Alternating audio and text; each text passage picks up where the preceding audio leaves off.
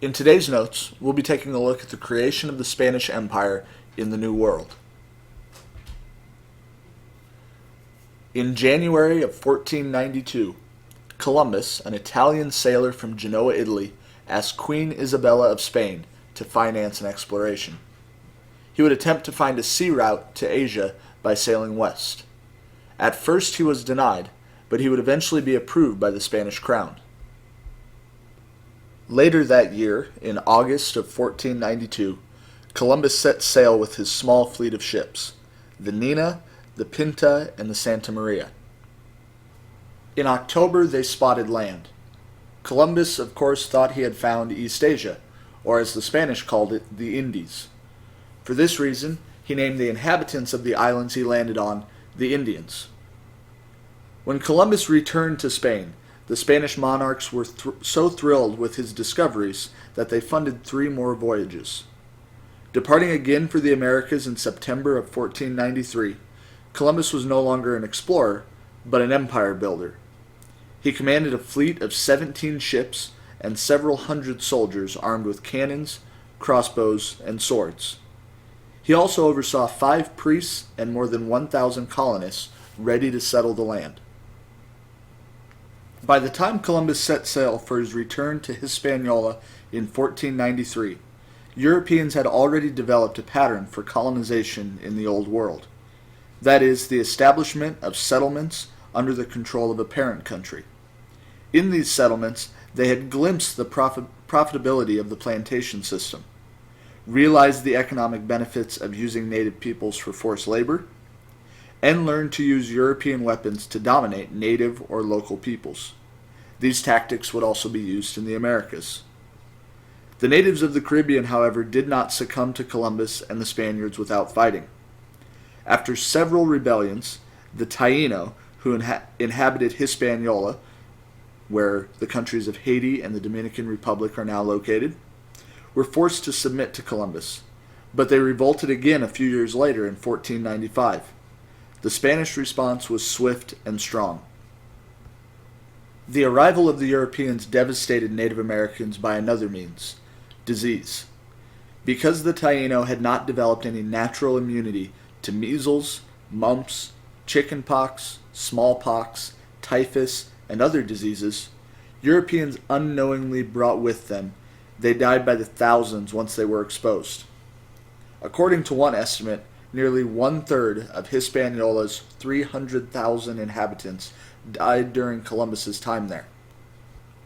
By 1508, fewer than 60,000 were alive on the island, and 60 years later, only 2 villages remained.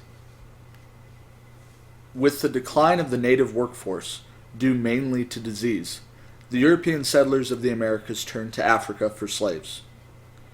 As more natives died, the price of enslaved Africans rose, and more Europeans joined the African slave trade to get in on the profits. The Atlantic slave trade devastated many African societies, particularly in West Africa. Starting in the 1500s, African cultures lost many of their young and more able members, and before the end of the Atlantic slave trade in the 1800s, it had drained Africa of at least 12 million people. Columbus's voyage had profound effects on Europeans as well. Merchants and monarchs saw a chance to increase their wealth and influence. Some people saw a chance to improve their lives in a new world. Europeans began to cross the Atlantic by the thousands in what would become one of the biggest voluntary migrations in world history. Overseas expansion inflamed national rivalries in Europe. In 1494, Spain and Portugal signed the Treaty of Tordesillas, in which they agreed to divide the Western Hemisphere between them. Lands to the west of an imaginary north-south line that can be seen on the map in this slide.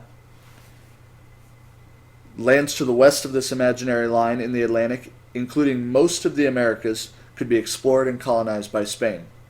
Lands to the east of the line, including Brazil, would belong to Portugal.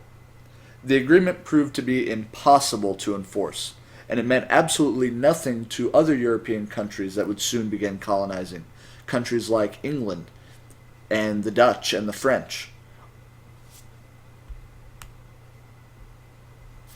Soon after landing in Mexico, the conquistador Hernan Cortes learned of a vast and wealthy empire in the region's interior. He received help from other Native American groups that were anxious to overthrow their rival, the Aztecs.